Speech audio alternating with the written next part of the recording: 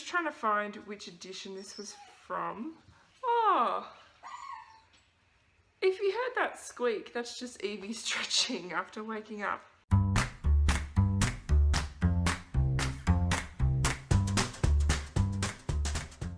Hello FlushTube, welcome to my latest video. I'm lauraxstitches.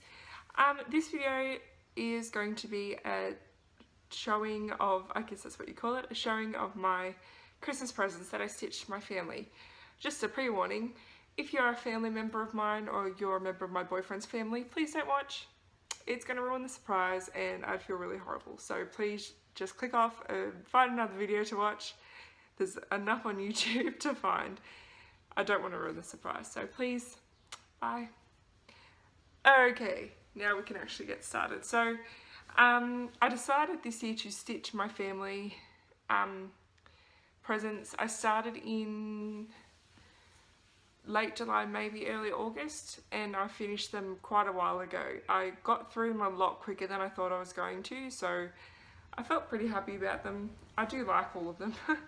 They're all FFOs, they've all been framed or made into something except for one that I've only recently finished because I forgot about doing this one. So I'm going to get started. I've also got the sources for every cross stitch that I've done, so I can show you where I got them from if you are interested. I've also got a sleeping dog, so she moves.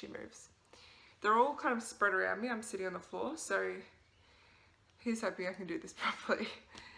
The first one was for one of my cousins. So every year on my mum's side, for the cousins, there's 7 of us, we do a Kris Kringle or a Secret Santa, and I chose out of a hat my cousin David. Now he has this quote which is from an Australian chocolate bar called Violet Crumble, and the quote is, "It's what shatters that matters." And so he uses that as a hashtag on every single one of his Instagram posts, on just so much, and he says it in person too, and we kind of have, yeah, it's been a bit of a joke. So I decided to stitch it for him so he could have it forever, and here it is. It's just in a really simple white frame. I've just used 18 count Ada and just some DMC. There's a few different blues. Didn't actually realise that when I stitched it I was like, oh, these are different blues. I put another, I don't know, but I think it looks fine. I'm not stressed about that at all. Yeah, I made this myself, the pattern, on a website I don't remember the name of. If I remember to, I'll link it below. Really easy to do. Yeah, I just made up the font and stuff, so easy peasy.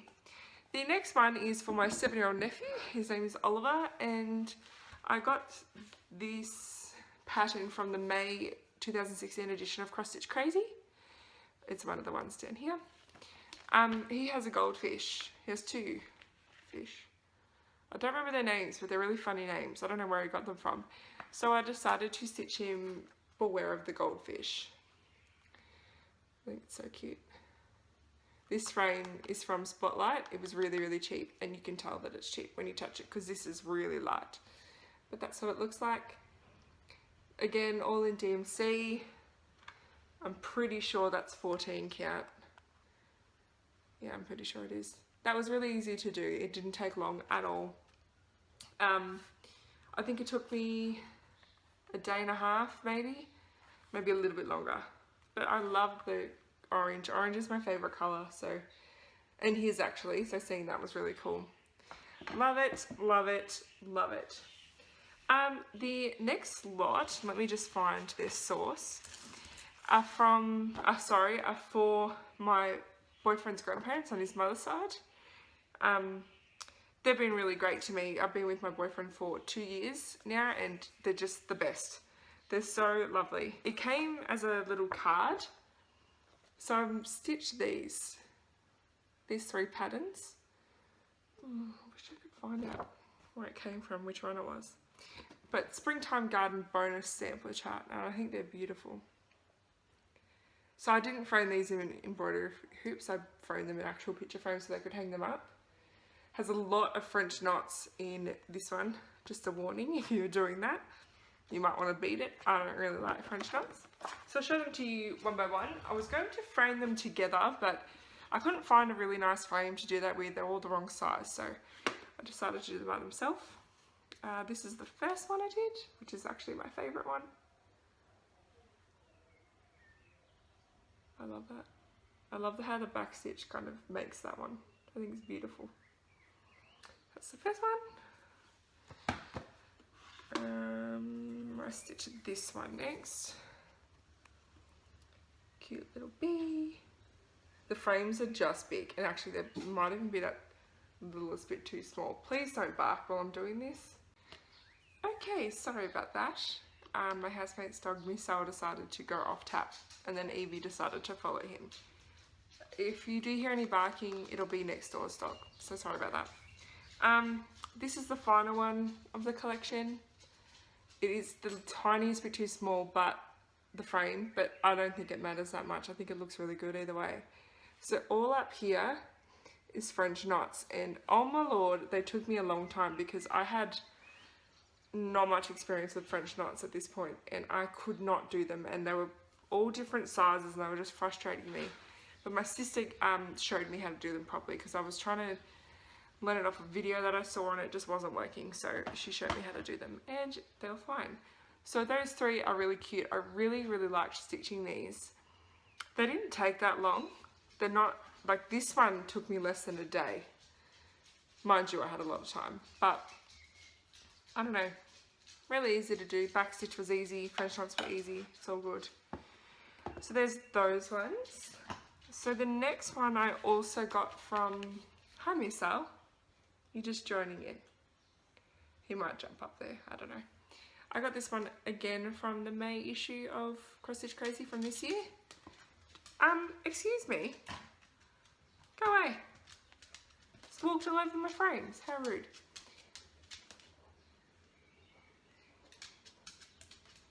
Okay, so I got it from the May issue of Cross Stitch Crazy from this year as well, and this one is actually from my grandparents. So in my stash video I talked about my grandma and my pile-up, my granny and pile-up, and they are probably my biggest influences in terms of cross stitch, especially my granny. Their house is covered in cross stitches, and I really will, I'm going to film a tour in there because it's just beautiful, and I might even get her to talk about stuff if she wants to. It's just amazing, and I wanted to cross stitch on something, but when someone has done that many cross stitches, it's kind of like, is there a point? Like, there's not a whole lot of room in their house. They've done everything. I honestly didn't know what to do, so I was chatting to my mum and she said do a cross stitch that they can actually use for something. So we found on Sew It All, which is an Australian website, some coasters that you can make. You can put cross stitch into, and it can be a coaster. So I'll just find the pattern in here and show you how they did it. So they made these little Dutch designs into like little boxes, and I was going to do that, but then I thought, well, they're just sitting there, aren't they? They're not really doing anything. So the coasters were our idea. I chose just to do two, one for each of them. So for my granny, I stitched this rose or flower. I loved this. It was, I think, 4 or 5 different colours. The story behind this is my first time using 18 count Aida. I'd only ever used 14 count Aida or Aida in general, and I did like a really stupid thing of cutting out the Aida first and like not leaving enough room for a hoop or a frame or anything, and I had to restart this one because my edges were fraying so much. I was like terrified I was going to run out of room and it'd be all for nothing, especially with that border. Yeah, I probably could have framed these a bit better, but I think they're fine. So that's that first one. So I learnt my lesson from that one and just used a big piece and cut it out for the windmill, which is for Pa. I love it so much. The back stitch just makes this piece. It's so pretty. These are probably some of my favourite cross stitches that I've done, because like this little house is so cute, and the boat and the water, I don't know. It's the first time I actually really started to like back stitch. But yeah, they're those ones. I really enjoyed making those. They were cool. So the next one is for my auntie. And I actually got this off Etsy, and in my head I can't remember the name of the shop, so I'll try and remember to link it in the description below. I was having trouble trying to think of something for her, and I picked this one, I stitched it and I framed it, and then my cousin saw it and she was like, oh, it's so pretty. She's like, I was like, it's actually for your mum. She's like, she's gonna love it. So I was really glad I did this. It's this heart here. I wish I knew the name, and I wish I knew the designer's name, but it's just full of different flowers. A few of them are repeated. The leaves are so annoying to do. There's so many leaves and they were just frustrating. But yeah, I really like this one. I'd love to do it again for myself, but yeah, I don't know if I could be bothered doing the same one again. Someone else stitched this for me. No, I'm kidding. So that actually, seeing it like far away on the camera looks really good. I'm really happy with that. I feel bad. Sometimes, does anyone else feel like this? I feel bad saying my work looks nice, which is stupid because I should be proud of it with the amount of hours I put into it, but I don't know if that's just the thing that I have sometimes. I don't know. I've got 4 left. Yes, 4 left. The next one is for my boyfriend. I swear to God, boyfriend, if you are still watching this, just don't, because it's going to ruin everything. It's going to ruin everything. Now, this is the one that I forgot to do. I was so busy dealing with my family and his family, I just forgot about him. So I recently finished this, I think it was like a week ago. And just so you guys know, just to get some context to this piece, because you're not going to understand it unless you kind of understand where this is coming from. We're pretty big nerds, myself and my boyfriend. He has got me into a lot of nerdy stuff since we've been together, which is fun because I'm originally a nerd anyway. If anyone doesn't know, Harry Potter is my life. If you ever, for some reason, have to gift me anything, Harry Potter cross stitch, yes please, I will take it. Someone did the Weasleys on Instagram. I think it was Silver Linings Crafts. Silver Lining Crafts. I think it was her, and I wanted it so bad, but it was sent to someone else. Anyway, if you ever need to gift me anything, Harry Potter cross stitch, patterns, anything, I'll take it. Needle markers, whatever. Don't, but if for some reason, anyway, this is getting really awkward. So we have recently started playing a very popular game called Dungeons and Dragons. Now, don't switch off the video because I know that people think Dungeons and Dragons is really nerdy and horrible, but it's so fun. It's a, for anyone that doesn't know, it's a tabletop, it's actually not even a tabletop game, it's a role-playing game where you make up a character and become that character. Generally it's set in medieval times, with like goblins and stuff. Some people do it with Star Wars, some people do it Lord of the Rings, like this whole different universes you can do. And so we were watching a few different Dungeons and Dragons. He's really into Pokemon, so there was like a Pokemon crossover, which was really cool. And we stumbled upon this series called Critical Role, which is on a YouTube channel called Geek and Sundry, and they stream every week. Now we're only up to, I think, episodes like 10 or 11 or 12, I don't really know. They go for 3 or 4 or 5 hours, so it's hard to watch all of it. We got really into it. We started our own campaign using the starter set. I'm actually the person who runs it is the dungeon master, who's like the storyteller and the person who kind of creates the universe, and that's me. My boyfriend's making his own one where he is, anyway. And one of the characters on this game, actually I should probably tell you, Critical Role is actually, there's 8 plus the Dungeon Master. They're all voice actors. So they have the coolest voices in the whole world. They're really funny. They're just, I just love watching it. It's so dramatic and it really pulls you in, even though there's these imaginary things happening, it just pulls you into the story. And one of them is, his name is Grog, and he is a big barbarian man. And he has an ability called Rage, where if he rages, a lot of things are multiplied, his attacks are heaps better, blah, blah, blah. And when he wants to rage, he says, I would like to rage. And it's really funny hearing him say that because it's really polite when he wants to belt someone's head in. And we often say it to each other when we're angry. I would like to rage about everything. And so I decided to stitch him that. So this is what it looks like. Do that. Yeah, it doesn't really help. I made this pattern again myself. I chose well, he actually helped me choose the blue colours because blue is his favourite colour.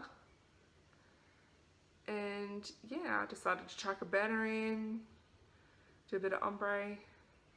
I hope he likes it. He was trying to guess what the quote was and he kept saying things that were similar, but he never said this one, but I think he knows. I have a feeling that he knows, but there's that. Sorry about that long-winded story. It would just be weird if I just pulled this up though, wouldn't it? So there's that one. Yeah, like I said, I made that pattern myself on the same website as the first one that I showed you. And again, if I remember, I'll link it down below so you can use that. It does convert pictures, but not very well. So I wouldn't use it for that. I would just kind of create your own. It's pretty easy to use. The next one is for my sister. Again, I made this pattern myself. That's 3 of them now. Using the same website. I tried to convert a picture for this one, but it ended up having over 100 colours in it with like 1 stitch each. And I was like, no, doesn't even look the same. It was horrible. So she has a cat called Hazel, who is a rescue cat. He's 6 years old or 5, 4, 3. She just had a birthday. She's the cutest little thing. She's so loving and gorgeous. And so when I was thinking of what to stitch my sister, I thought about Hazel. And the thing that kept popping into my head was Hazel is the new black, instead of like orange is the new black or pink is the new high sky. Yeah, she's so cute.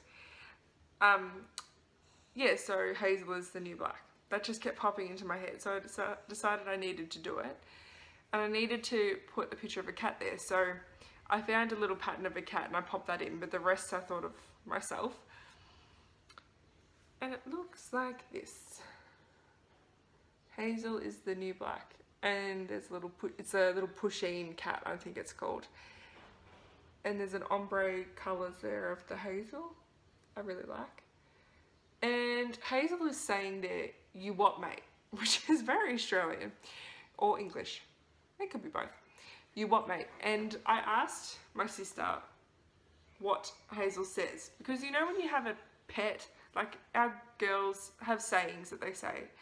And they all have a voice, like when you talk about, this could be weird, but when you talk about your pet, it has a voice. And so these girls have really dopey voices because they're really dopey. But for Hazel, it's like if you look at her, she's like, you what mate? Like you what? And so I asked my sister and she said that she says that all the time. So that's what I ended up stitching for her. I really like this and I think she's going to really like it too. Because cats. So yeah, I really hope she likes that. She's really hard to think of stuff for, my sister. Okay, so the next one is for my dad, my lovely dad. Dad and I are really close. We're very similar. And he means a lot to me, so I wanted to stitch something that was going to mean something to him as well. Our family is Scottish. I've mentioned that before, I think once or twice. And he's really into family history. So when we were younger, I was 8, we went to Scotland for a week and we did the UK as well. We went to Scotland and we actually found where my family's from. I don't remember the exact place because I was 8. Haven't thought about it since. But there was a broch, and the broch is a bunch of, it was a ruin, but it's like a bunch of stones. The way that I picture it is like a stone igloo, but I really don't think it's like that. That could just be my 8-year-old brain. But yeah, there was these ruins of stone blocks that our kind of guide person called a broch.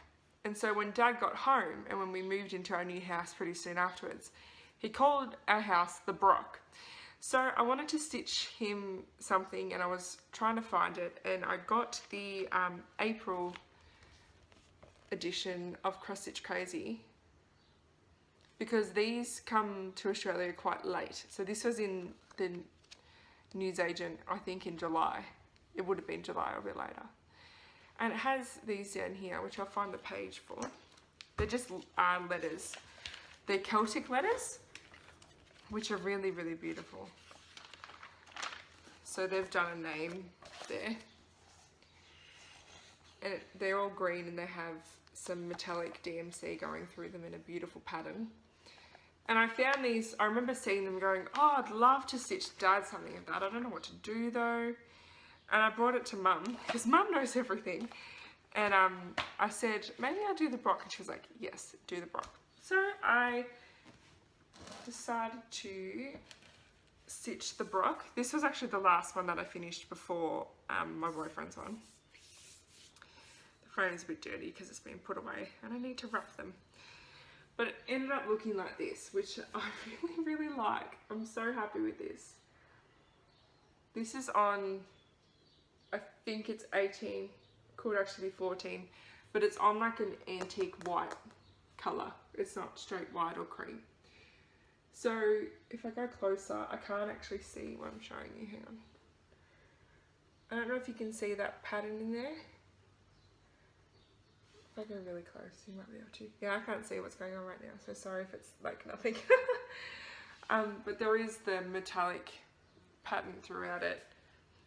That was, if I swore on this channel, which I don't, I do in real life, trust me, but not on the channel, I would say a certain word, but it was very annoying to stitch. It was my first foray into metallic thread, and as you know, it's my least favourite thing in the world.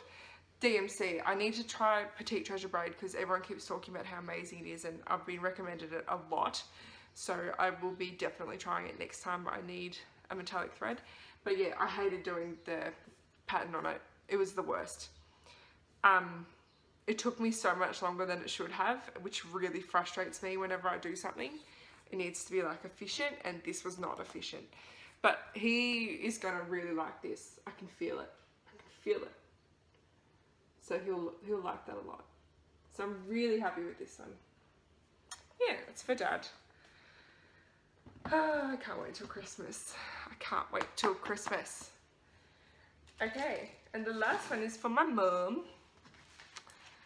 Mother dearest. Let me just find the magazine I got this out of. A lot of these are from Cross Stitch Crazy, but this one is from the spring edition of Enjoy Cross Stitch, which was the first cross stitch magazine I ever bought, and that was in July.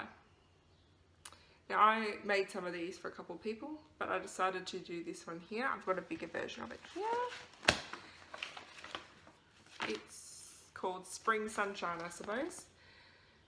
It's this watering can with some birds and flowers popping out. Now the reason I chose this is because I was trying to choose between that one and this one here, which is like a bird cage, which I will definitely be doing one day. It's gorgeous.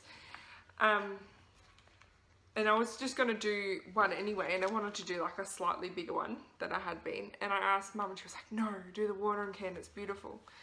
So when I was trying to think of presents, I'd already kitted up that one. I was like, I'll just do it for Mum. So I ended up doing it, and here it is. I think this is probably the most detailed and intricate kind of cross stitches that I've done up until now, because I am doing a Haid and that's got a lot more detail. But and a few other things that I've done, but I'm so proud of myself for doing this one. The fact that I actually finished something this big is just beyond me, because usually I do little things. I don't do big things, but this kind of started my love for big projects. So I really hope my mum likes this and that she'll hang it up somewhere nice in the house so everyone can see it. I forgot to do a signature on it, so I might write something on the back so she knows who it's from in her old age. She's not old, when she does get old. But I'm really, really happy with this. Oh, there's something on the inside. Oh well. So yeah, I can't wait to show her this. It's gonna be the best. Christmas is a really important time for my family. It actually makes me kind of emotional thinking about how much I really love Christmas. And the fact that this year I get to give handmade presents out to everyone that I give presents to is just the coolest feeling. Everyone in my family knows that I do cross stitch, and everyone knows the amount of time and effort it does take to do it, and they all appreciate it. I think that's really thanks to my grandma and my grandpa for kind of leading the way with that. Yeah, I just can't wait to do it. And I'll just so you know, I am recording this in the first or second week of December because I need to wrap these up and get these ready to go. Yeah, and I wanted to kind of get it out of the way. So they're my Christmas presents for my family this year. Next year, I'm honestly probably not going to be stitching everyone everything because I'll be working full time for the first time in my actual career of teaching, so I'll be very busy. But I was really thankful that I found cross stitching this year so I could get these done. So everyone can kind of have something from me in their house that I've handmade and spent many hours over, so it's really exciting. Yeah, so if you're interested in any of these patterns and I didn't give you enough info, just comment below and I'll be able to kind of lead you to where they are. I'll try and remember to link the Etsy and for the heart flower and the website that I got the pattern maker from.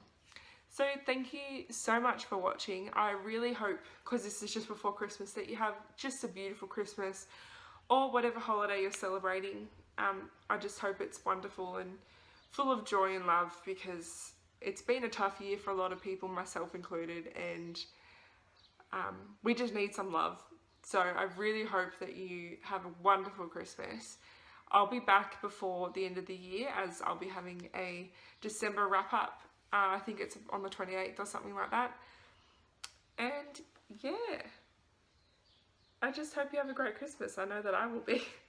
Got to do 2 different families on Christmas, so that'll be interesting. It'll be fun though. I'll let you know how these are received. Hopefully it's fantastic, and I hope everyone loves your presents, because I know a lot of people are stitching for their families as well. So have a wonderful Christmas. Thank you so much for watching, and I'll see you next week. Bye.